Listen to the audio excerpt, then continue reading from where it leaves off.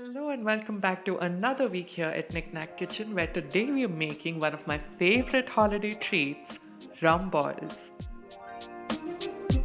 In my opinion, chocolate and rum is the flavor of the festive season, and there's nothing more chocolatey and more boozy than these amazing rum balls.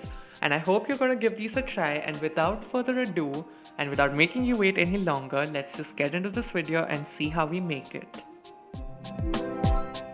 So the first thing that we're going to do is that we'll make a sugar-based syrup, and for that I have some sugar and a little amount of water, which is just going to help the sugar melt but not burn at the same time.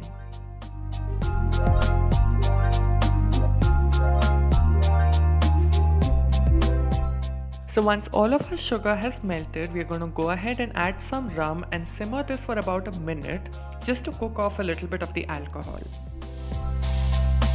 So for the base of our rum balls, I'm using my no oven chocolate cake recipe. I will be linking that in the description box below. And here I'm using about half of the cake, which I'm just crumbling with my hands.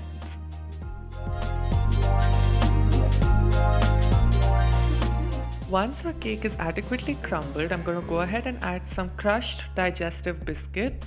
Along with that, I like to add some walnuts and some chopped cashew nuts. But those two are optional, so you can skip them if you don't like nuts. And here I have some more of my soaked fruits, which I had made during my orange cake recipe, which I will also link in the description box below. So now I'm just mixing all of the ingredients together so that they're all evenly distributed, and then we're going to go ahead and add our rum syrup. Along with that, we'll also add a little bit of cocoa powder and some more additional rum. So I added some of the rum to my sugar syrup just to boil off the alcohol. If you want all of the booze in your cake, then you can directly add the rum at this stage. And now we're just going to mix this all together until we have a wet mixture, which we will eventually shape into our rum balls.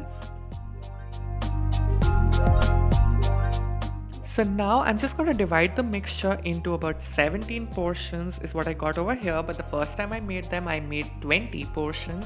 So it will really depend on the size of your portions. Now, as you can see, I'm not really making a round spherical ball at this moment. I'm just dividing the mixture, and that's because the mixture is a little wet, and at this point we're just going to refrigerate this for about 30 to 45 minutes, and then we're going to shape these into round spherical portions.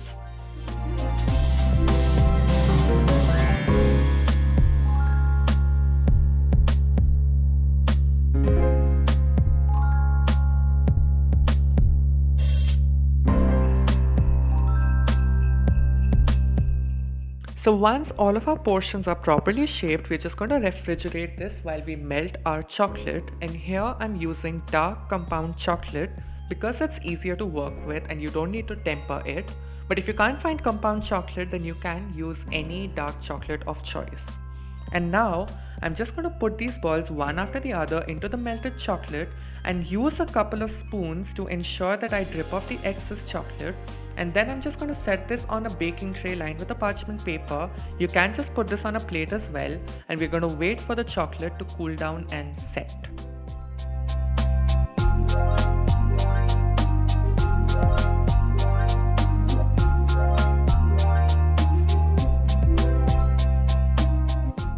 So here you can see that my first rum ball is already set just by the time that I put the third one into the chocolate mixture, and that's the beauty of compound chocolate. It just sets very easily, and I'll do the same for the others as well.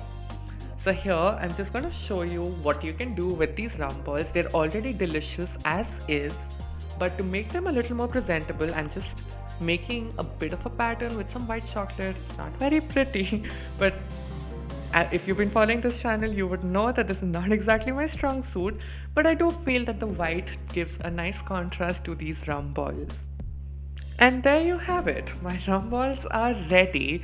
They are absolutely delicious and very easy to make, and they're so delightful right on their own. They also make the perfect edible gift for your family and loved ones, and I really do hope that you give these a try this festive season.